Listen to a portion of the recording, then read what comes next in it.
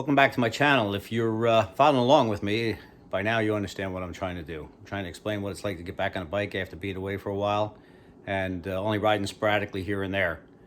Going to go over a bunch of the mistakes I make and how to correct them and what I found out as I'm going along, but also looking for your advice as we go. In an earlier video, I spoke about my Tautronix Bluetooth adapter that plugs right into my auxiliary port for my radio. This system works very good because it allows the digital music from my phone to go right through my radio system, which is a little bit more clearer and brings in a little bit more bass. Even though the speakers can't handle it, the more digitalized music sounds clearer, crisper, and has a little bit more depth to it. And I'm big time into bass. The problem with a little bit too much bass is it creates another problem. And that would be the fact that I don't pay attention to what gear I'm in because I'm not listening to RPMs as I'm riding the bike, and I'm a little confused about what gear I'm in.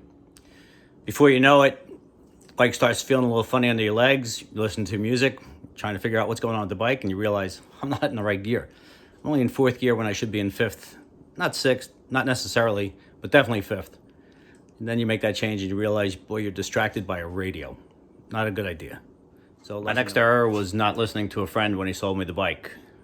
A little air valve behind the left rear bag to adjust the air shock in the back of the bike might need adjusting. And so I rode the bike around a little bit without checking it. But when I put a passenger on, that's when I noticed the bike started bottoming out, and I realized I needed to check into that valve. The valve that I'm speaking about is located behind the left side bag. A little bit difficult to reach and definitely requires removing the saddlebag. So of course the next thing I did is I went on YouTube and I figured out how to service that valve. I found out that I needed a special pump.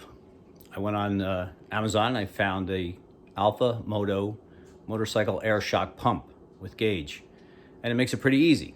Then I realized I had to take the saddlebag off in order to properly inflate it, and I took it off and I put it in a very secure location. I recently found out a friend of mine took his off and didn't put it in a secure location. He dropped it and damaged the whole saddlebag. So I made sure I didn't do that. I also went on the Harley Davidson website and got the proper pressures for the shock, and I filled it up accordingly, and it's been riding a heck of a lot better ever since. Mistake number 2.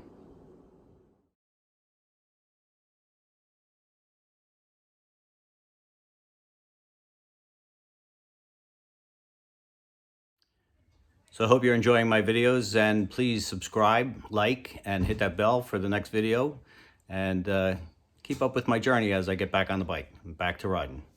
Thank you. Have a great day.